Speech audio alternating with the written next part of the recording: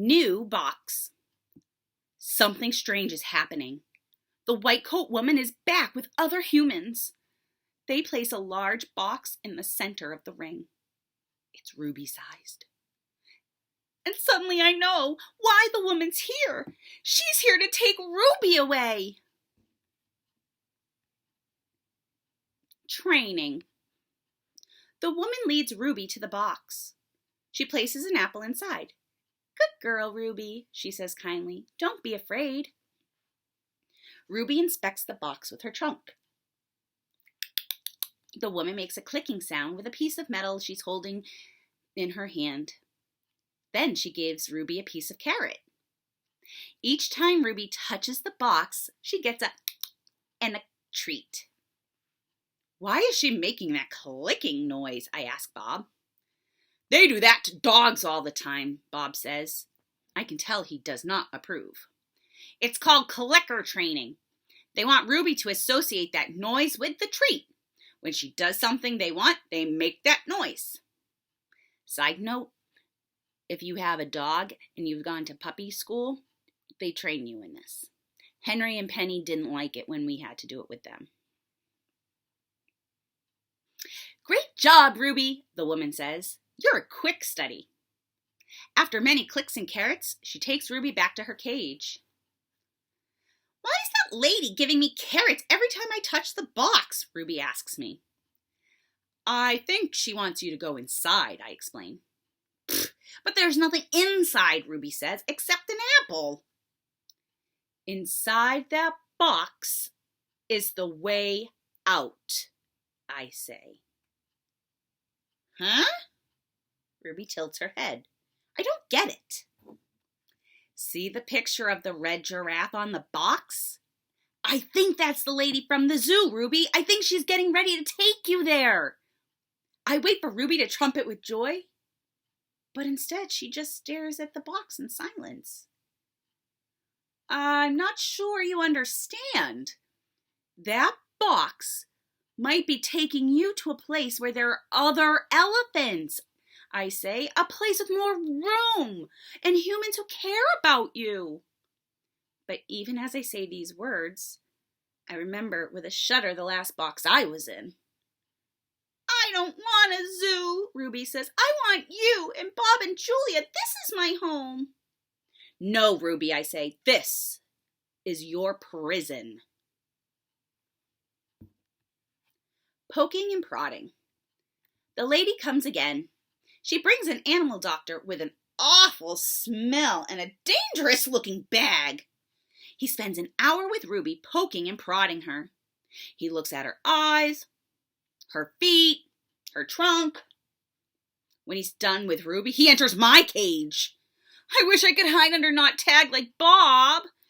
Instead, I do a nice loud chest beat. And after a moment, the doctor retreats.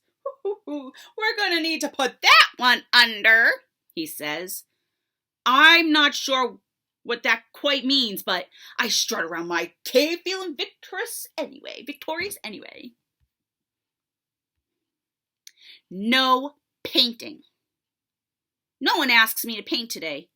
No one asks Ruby to perform. There are no shows, no visitors, unless you count those protesters. Mac just stays in his office all day. More boxes. I wake up from a long morning nap. Bob's on my belly, but he is not asleep. He's watching the ring, where 4 men are placing a large metal box. It's me-sized. What's that? I ask, still blurry from sleep. Bob nuzzles my chin. I believe that box is for you, my friend. I'm not sure what he means. Me? Yeah, they brought a bunch of boxes in while you were sleeping. Looks to me like they're taking the whole lot of you, he casually says, licking a paw. Even Thelma. Taking, I repeat. Taking us where? Well, some to the zoo, probably. Others to an animal shelter where humans will try to find them homes. Bob shakes himself. So, I guess all good things must come to an end, huh? His voice is bright, but his eyes are far away and sad. I'm gonna miss your stomach, big guy. Bob shuts his eyes. He makes an odd noise on his throat. But what about you? I ask. I can't tell if Bob's just pretending to sleep, but he doesn't answer. I gaze at the huge, shadowy box, and suddenly I understand how Ruby feels. I don't want to go in that box. The last time I was in a box, my sister died. Goodbye. Julia and George come by that night. George doesn't get his mop or his broom. He gathers up his belongings and tools while Julia runs to my cage. This is my last night, Ivan, she says, and she presses her palm against my glass. Mac fired my dad. Tears slip down her cheeks. But the zoo lady said maybe they'll have an opening there in a little while, cleaning cages and stuff. I walk to the glass that separates us. I put my hand where Julia's hand is. Palm to palm, finger to finger. My hand is bigger, but they're not so different. I stare into her dark eyes, and I wish I had words for her. Sniffling, she goes to Ruby's cage. Have a good life, Ruby, she says. Ruby makes a little rumbling sound. She puts her trunk between the bars and touches Julia's shoulder. Where's Bob, anyway? Julia asks. She looks around, under the tables, in my cage by the trash can. Dad, she calls, have you seen Bob? Bob? No, George says. Julia's brow wrinkles. What's going to happen to him, Dad? What if Mac shuts down the whole mall? He says he's going to try to keep it open without the animals, George says. He stuffs his hands into his pockets. I'm worried about Bob, too, but he is a survivor. You know what, Dad? Julia gets a gleam in her eyes. Bob could live with us. Mom loves dogs, and he could keep her company. And, Jules, I'm not even sure I got a job yet. I may not be able to even feed you, let alone some dog.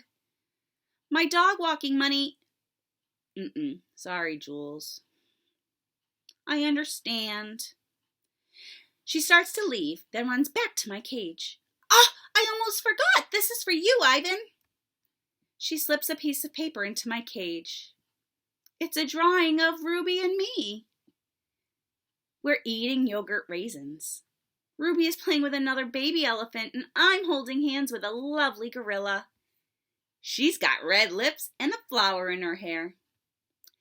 I look, as I always do in Julia's pictures, like an elegant fellow.